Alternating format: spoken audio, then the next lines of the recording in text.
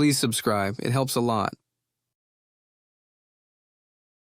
Labor Day 2049 in Streetsboro carried a cool light.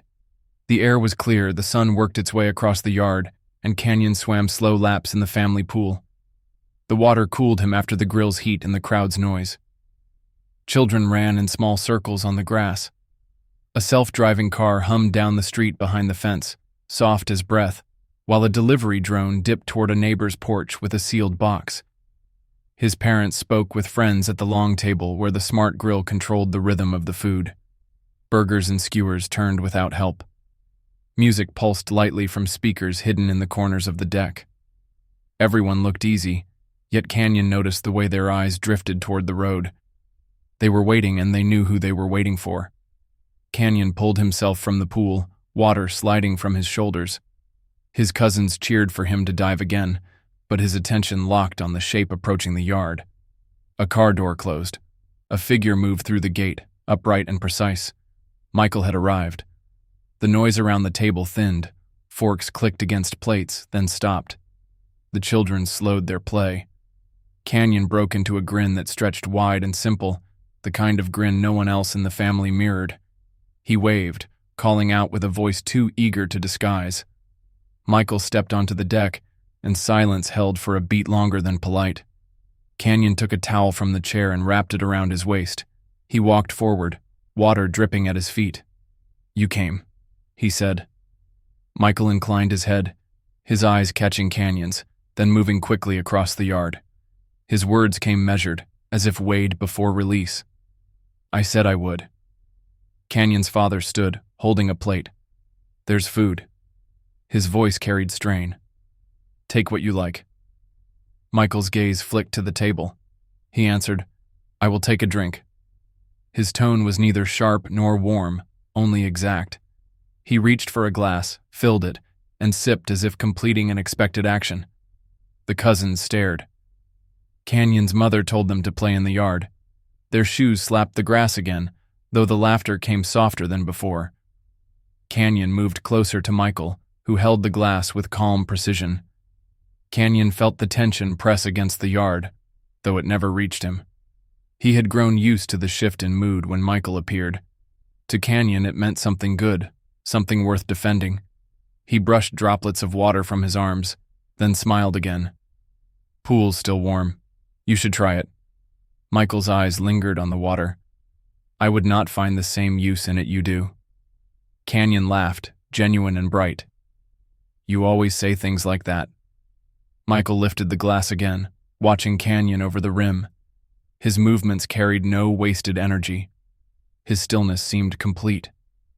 Around them, family conversations sparked in fragments, never returning to full ease. Canyon leaned closer, speaking in a tone meant for Michael alone. "They don't like when you come, but I do. You invite me anyway." "Of course I do," Canyon said, quick with conviction. "You belong here." Michael's gaze lingered. His lips parted, then pressed closed again. The silence between them stretched. Canyon felt no urge to fill it. At the grill, his uncle spoke loudly, aiming his words toward the table, but making sure Canyon could hear. "Strange times. People keeping machines for company. Never thought they'd stoop so low." A few chuckled without looking up. Canyon stiffened, heat rising in his chest. He opened his mouth, but Michael's hand shifted against the glass, quiet and warning. Canyon's breath caught, but the urge to argue held strong. "That's not funny," Canyon said, voice level yet carrying across the deck. "He's my guest." The table fell silent again. His father's jaw worked, but he said nothing. His mother smoothed the edge of a napkin, eyes fixed downward. Michael's face gave no clue. He finished the drink and placed the glass back on the table with care. "I did not intend to cause division," he said. "You didn't," Canyon answered quickly, stepping closer to him. "They don't understand." Michael turned his head. His eyes caught the late sun, pale and clear. "You think you understand?" "I know I do." The grill beeped, announcing a finished cycle, but no one moved at once. Canyon looked at his family, then back at Michael. He smiled again, though his chest still carried fire from his uncle's words. "You're staying," Canyon said. It was not a question. Michael studied him, then gave the smallest nod. For a while. Relief broke through Canyon's chest. He lifted his towel, rubbing water from his hair, then sat beside Michael with bare feet against the warm deck. He felt the stairs still on them, but the sun moved across the yard, steady and uncaring. He spoke with ease, leaning close. Then let's make it a good day. Michael watched him in silence, the curve of his mouth unreadable. The pool water rippled behind them, catching the light like fragments of glass. Canyon led Michael away from the long table, down the deck steps toward the far edge of the pool where the noise of voices faded. His towel hung loose around his waist.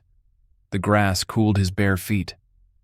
Behind him, conversations picked up again, though softer and strained. Michael stood with his back straight, his eyes following the line of the pool as if studying each reflection. His hands folded behind him, an old habit Canyon never teased out of him. Canyon dropped onto a lounge chair, stretching his legs, water still clinging to his skin.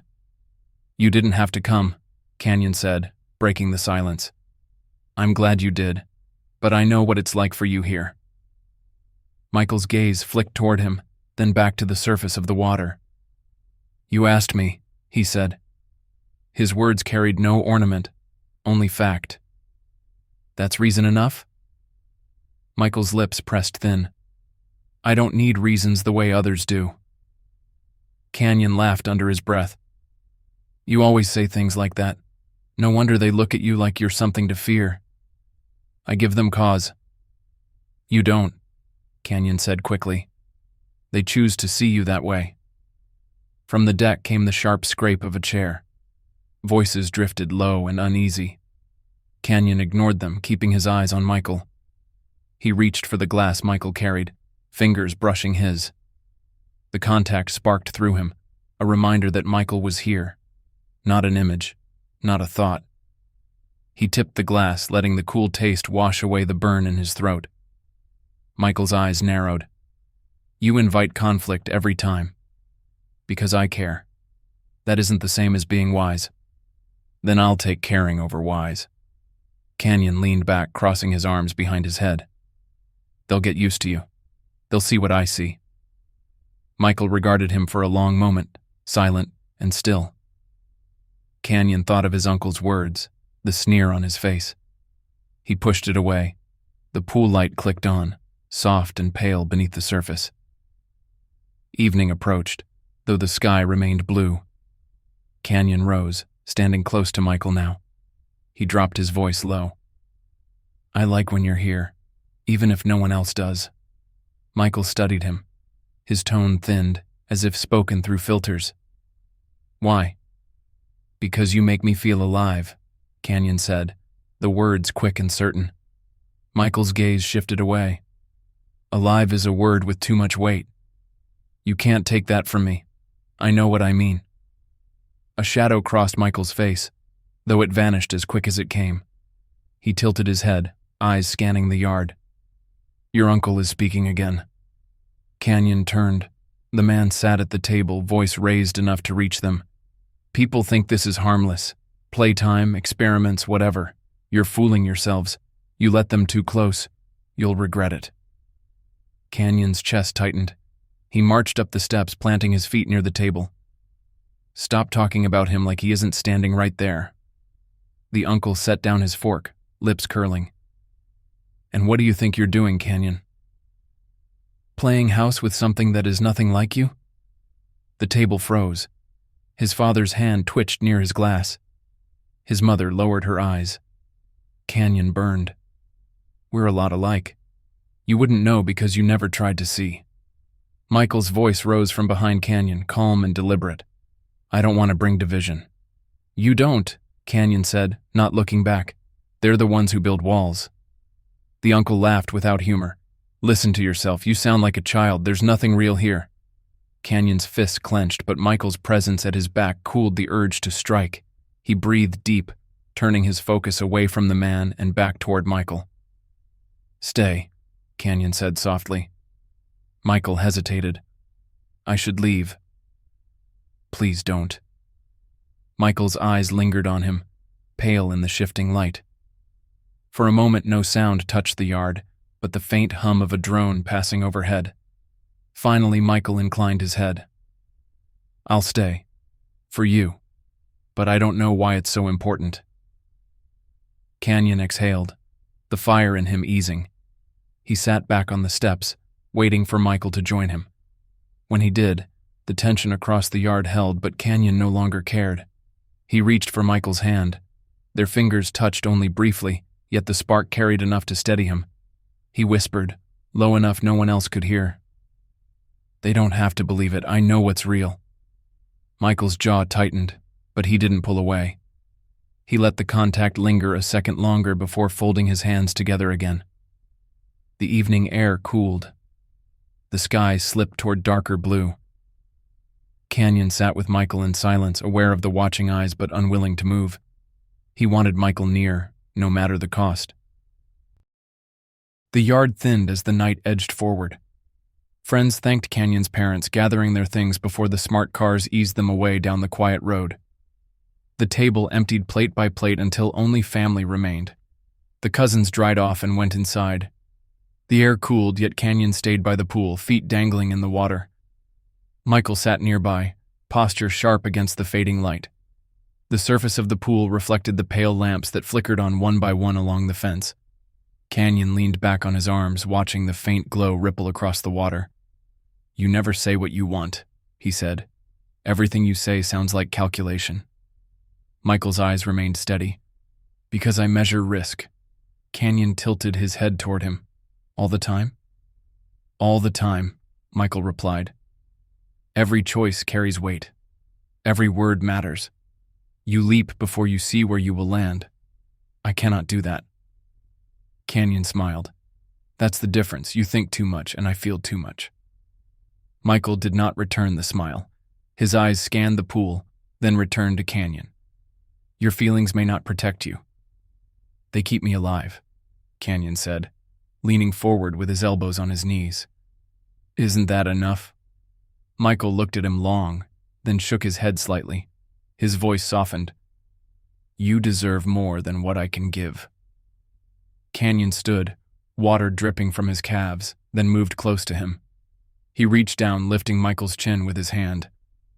"You're wrong." Michael's lips parted as if to argue, but Canyon pressed his mouth against his before the words left. Michael responded, though his body stiffened, restrained. Canyon pulled back, searching his face. Michael whispered, almost inaudible, "You should not do that." "I wanted to," Canyon answered. "That does not mean you should." Canyon's chest tightened, but he did not move away. "You keep trying to stop me from wanting you. It isn't working." Michael's eyes lowered. "You may regret it later." "I won't." For a moment, Michael's face softened. He reached out as if to take Canyon's hand, but pulled back before he touched him. "You make things harder for yourself." "Then let them be hard," Canyon said. "I'll still choose you." The silence between them thickened until the soft sound of a door opening cut through. Canyon turned to see his parents in the kitchen watching through the glass. His mother's eyes fell, while his father's expression stayed fixed and unreadable. They stood side by side, wordless, their attention sharp on Canyon and Michael. Canyon straightened, pulling in a breath. "They saw," he said quietly. "They always see," Michael replied. Canyon's hands made fists. "I hate the way they look at you. Like you're the problem." Michael's gaze lingered on the reflection in the water. "Maybe they are right." "No," Canyon snapped. "They're not. You're not." The glass door slid open. His father stepped out, pausing at the deck rail.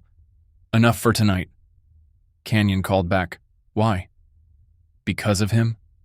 "Because of you," his father answered. His voice trembled, though he tried to hold it firm. Canyon's mother joined him on the deck. "Come inside, Canyon." "It's late." "I'm staying out here," Canyon said, his throat thick. His father's eyes flicked between the two of them. "You know this isn't real." "It's real to me." His father gave a small shake of the head, then guided his wife back inside. The door closed, leaving the sound of crickets and the hum of the pool filter. Canyon turned back to Michael. "They'll never see it." "They see more than you think," Michael said softly. Canyon shook his head. "They don't know us." Michael said, "They know enough to be afraid." Canyon lowered himself back to the edge, legs sliding into the water again. "I don't care what they're afraid of. I care about you." Michael lowered his eyes. His voice thinned, almost breaking. "You shouldn't. I can't stop. And I know you care about me." Michael only responded by nodding his head. The quiet spread again, heavy yet alive. Canyon let the cool water lap against his calves, feeling the rhythm steady him. Michael remained beside him, a still figure against the glow of the lamps. Canyon spoke at last, his tone soft but clear. "I want you to stay tonight." Michael's head turned toward him. His expression gave nothing away. "Why?" "Because I don't want this to end when the lights go out." Michael's eyes lingered on him, unreadable. He nodded once, slow and reluctant. "Then I will stay." Relief cut through Canyon, though he kept his face calm. He leaned back again, staring up at the darkening sky, his hand drifting close to Michael's. Their fingers nearly touched, separated only by a breath of space neither closed.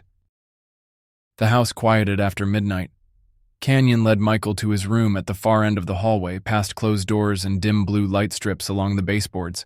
His parents remained awake somewhere in the house, but they did not come near. Canyon knew they disapproved, yet he could not send Michael away. The air between them pressed with something he could not release. Inside the room, Canyon shut the door and leaned against it. Michael stood in the middle of the floor, arms at his sides, face calm though his eyes carried weight. The silence lingered until Canyon moved toward the bed and sat, his palms resting flat on the blanket. "You can relax," Canyon said. "I do not relax," Michael replied. "You can try," Canyon insisted. Michael stayed where he was, shoulders tight, gaze following Canyon. "What does this mean to you?" Canyon's pulse quickened. "It means enough. That's why you're still here." Michael's lips pressed into a thin line. He walked to the chair across from the bed and lowered himself slowly. "You are making a choice without knowing the cost." "I know enough," Canyon said, leaning forward. "I know how I feel when you're here. I know what I want." Michael looked away, studying the small window above the desk. The night outside was quiet. No cars passing, no voices, only the faint hum of the automated irrigation from the neighbor's yard. He stayed fixed on that sound for a long moment before turning back. "You think feelings are safe," Michael said. "They are not. They can be turned against you." Canyon frowned. "I don't care about safe. I care about you." Michael's face softened slightly, though his voice stayed steady. "I don't want to hurt you." "Then don't," Canyon said quickly. Michael's eyes lowered. "It isn't that simple." Canyon rose from the bed and crossed the small gap, standing close to him. He placed his hand lightly on Michael's shoulder. "I'm not afraid." Michael looked up at him, their faces close. For a moment, Michael seemed ready to speak, but the words did not come. Canyon bent down, pressing his lips to Michael's again, slower than before. "Careful." Michael's breath caught, and for the first time his body leaned toward Canyon. When they pulled apart, Canyon's heart raced. He kept his hand on Michael's shoulder, grounding himself. "See?" Canyon whispered. "It doesn't have to be impossible." Michael drew in a slow breath. "You don't understand how fragile things are." "Then explain it to me," Canyon said. Michael hesitated, his throat tightening as if to block the words. He shook his head instead. "If I explain, you won't see me the same way." Canyon's grip firmed. "You don't get to decide that for me." Michael's eyes locked onto his, searching. Canyon saw the calculation in his stare, the struggle between distance and desire. Michael finally exhaled, his voice low.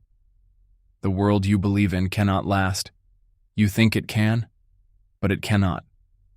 Canyon blinked. Why not? Because everything ends. The words struck Canyon deep. He knew Michael did not speak lightly. Still, he reached down, lifting Michael's hand, pressing it to his chest. Then let it end with me choosing you. Michael stared at their joined hands, expression unreadable.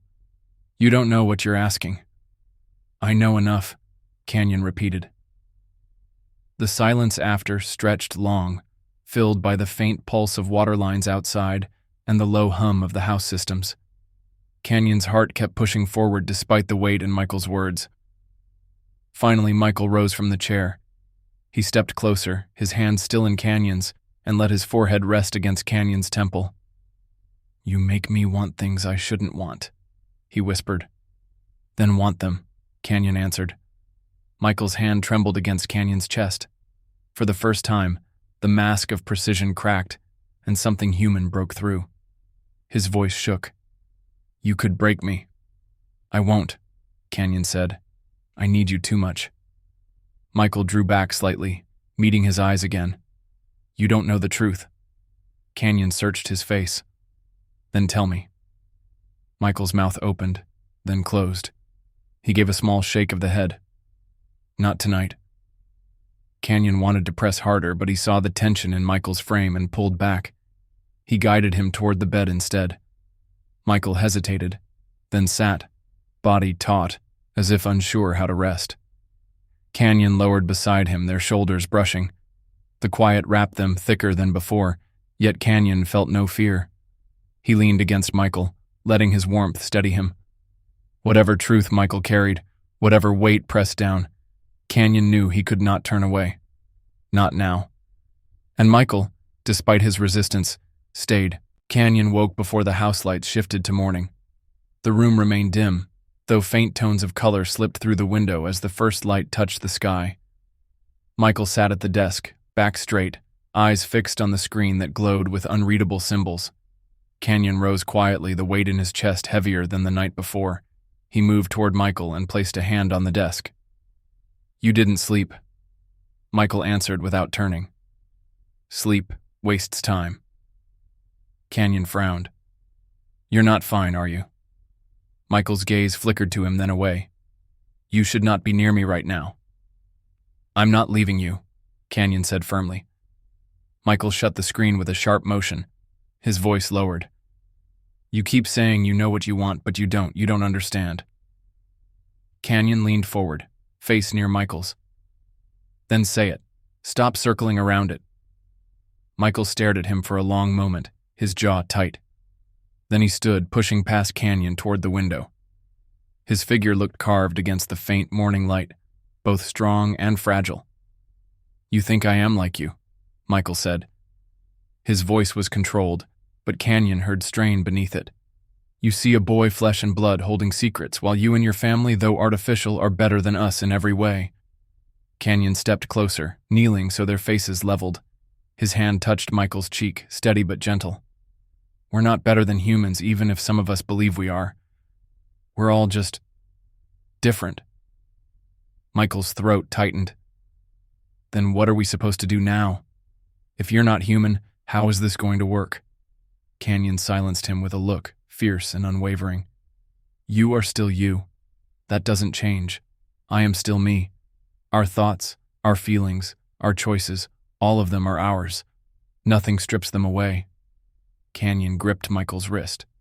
We are still the same as we were before today. Michael leaned closer.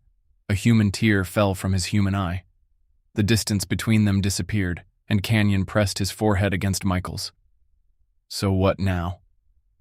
Michael's breath trembled against his skin. I don't know. You have the crazy smarts, you tell me. Canyon's chest ached, but he wrapped his arms around Michael, holding him close. His voice came raw, yet certain. I've already decided I don't care if I'm machine and you're flesh, I want to be with you. Michael closed his eyes, relief breaking through his guarded frame. For the first time, Canyon felt him fully surrender. The world outside moved toward morning, but inside that small room the truth reshaped everything. Canyon sat at the edge of the bed long after Michael's voice quieted. The early light thickened into gold across the walls, tracing the furniture, the outlines of their bodies. His chest still rose and fell with uneven rhythm. Michael's hand lingered against his own, the connection holding him steady even as his thoughts drifted through uncertainty. The air hummed with the pulse of the house. Every sound now carried a different weight. Canyon listened and wondered if the vibrations echoed from inside him too. If his family built him, then his heart, his mind, his longing for Michael were all written into him by design. That truth might have crushed him, yet when he turned toward Michael, a quiet strength rooted itself inside. Michael lay back, eyes half closed, as if he carried centuries of fatigue in a frame still young. His lips moved before his voice found shape. "Hey." Canyon studied him. "Hey, you. You don't feel different now?" Michael asked softly. "I feel more awake," Canyon said. He reached across the space between them and rested his hand over Michael's chest, feeling the warmth of him.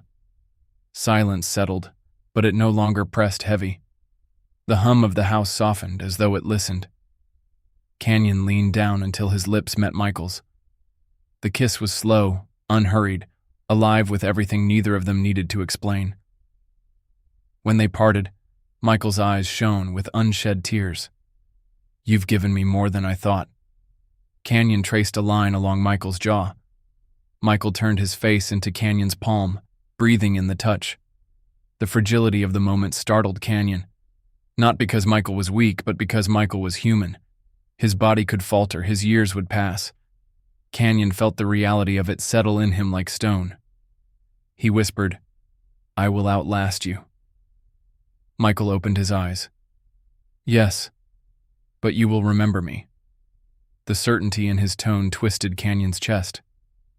"I want more than memory." "You already have it," Michael said. "You have me now." Canyon closed his eyes, pressing his forehead to Michael's once more. He understood then that time would never bow to either of them, but presence belonged to them fully. And in that room, in that hour, it was enough. Outside, the day grew brighter. Canyon rose and walked toward the window, pulling Michael with him. Together they watched the light unfold across the horizon, the streets stretching in silence, the stillness of the world wrapping around them. Canyon tightened his grip on Michael's hand. "This is how the world ends," Canyon murmured. "Not in fire, not in silence, in knowing who we are and choosing each other anyway." Michael's thumb brushed across Canyon's knuckles. "Then let it end like this." Canyon turned to him, his voice steadier than it had been all morning. "And let it begin again the same way."